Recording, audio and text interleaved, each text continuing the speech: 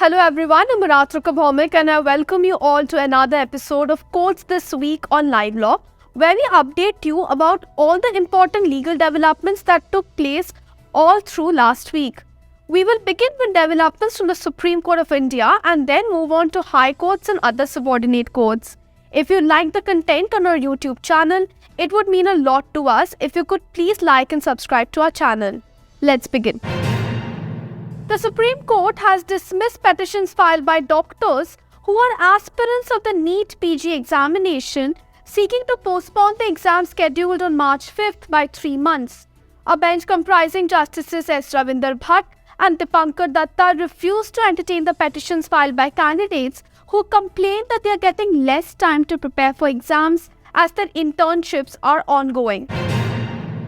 The Supreme Court has come down heavily on BJP leader and advocate Ashwini Upadhyay for filing a petition seeking to rename historical places which the petitioner alleged have been named after foreign barbaric invaders. The bench comprising Justices K.M. Joseph and B.V. Nagaratna asked Upadhyay if he wanted to keep the country on the boil by filing such petitions. Sensing that the bench was not inclined to entertain the matter, Upadhyay sought permission to withdraw the petition with liberty to file a representation before the Ministry of Home Affairs. However, the Supreme Court said that it will not allow such a course to be adopted.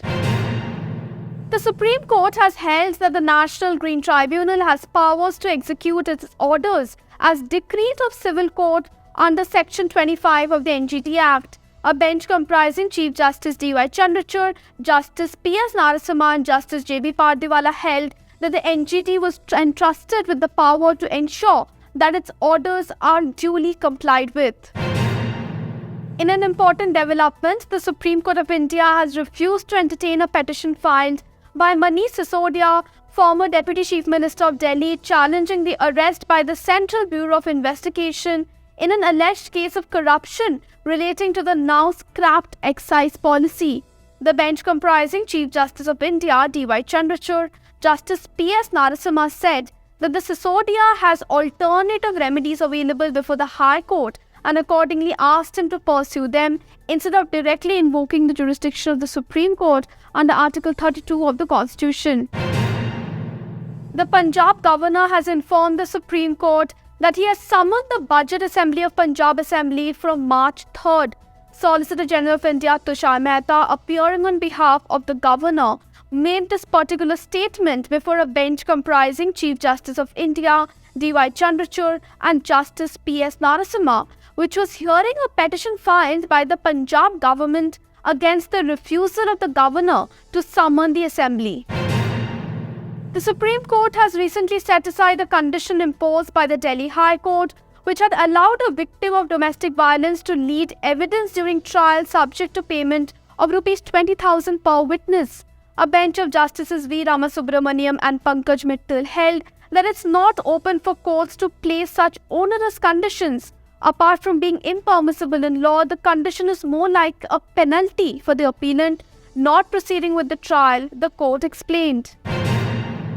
In a key development in the Adani Hindenburg issue, the Supreme Court of India has directed the Security and Exchange Board of India, that is SEBI, to complete investigation into the controversy surrounding the Hindenburg research report on the Adani group of companies and allegations against the conglomerate within a period of 2 months and subsequently file a status report before the Supreme Court.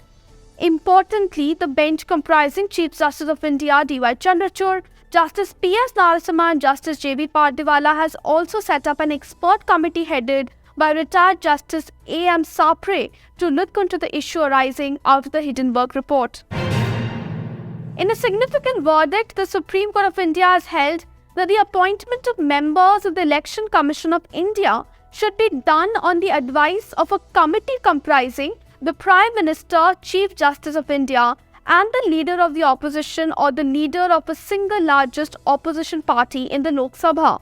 A constitution bench of Justices K.M. Joseph, Ajay Rastogi, Aniruddha Bose, Rishikesh Roy and C.T. Ravikumar said that this would be the setup until the central government comes up with a comprehensive legislation on appointments.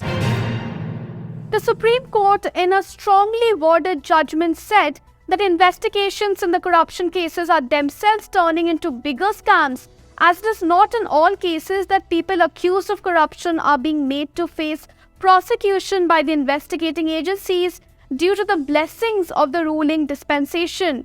Asking the High Court to maintain a hands-off approach in such cases, a bench of Justices S. Ravinder Bhatt and Dipankar Datta said, when succeeding political dispensation initiates steps to prosecute such accused, they are allowed to go scot-free only on the ground that the current regime's action may be aimed at settling scores with the earlier regime. In an important verdict, the Supreme Court of India has ruled that persons having a bachelor's degree and having a professional experience of at least 10 years in consumer affairs, law, public affairs, etc. should be treated as qualified for appointment as president and members of state consumer commissions and district consumer forums. This essentially means that lawyers with at least 10 years of experience are eligible for appointment as president and members of state and district consumer commissions. In an important development, the Delhi High Court has dismissed a batch of petitions challenging the constitutional validity of the Agnipath scheme for entry into the Indian Armed Forces. A division bench of Chief Justice Satish Chandra Sharma and Justice Subramaniam Prasad ruled that the scheme was particularly introduced in the national interest and to ensure that armed forces are better equipped. A court in Uttar Pradesh's Hathras district has acquitted 3 of the 4 accused in the September 2020 gang rape and murder case concerning a 19-year-old Dalit girl. Judge Trilok Pal Singh pronounced the verdict. The main accused Sandeep has been convicted by the court for the offences of culpable homicide not amounting to murder under the Indian Penal Code and for offences under the SC/ST Act. The court has, however, said that none of the 4 accused persons have been found guilty of the offence of gang rape or murder.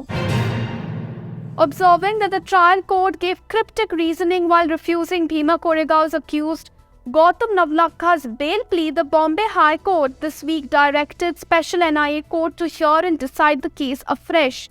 The division bench of Justice A.S. Gadkari and Justice P.D. Naik set aside the Special NIA Court's order rejecting Navlakha's bail plea.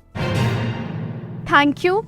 Keep watching Courts This Week on Live Law for more such updates. See you next week.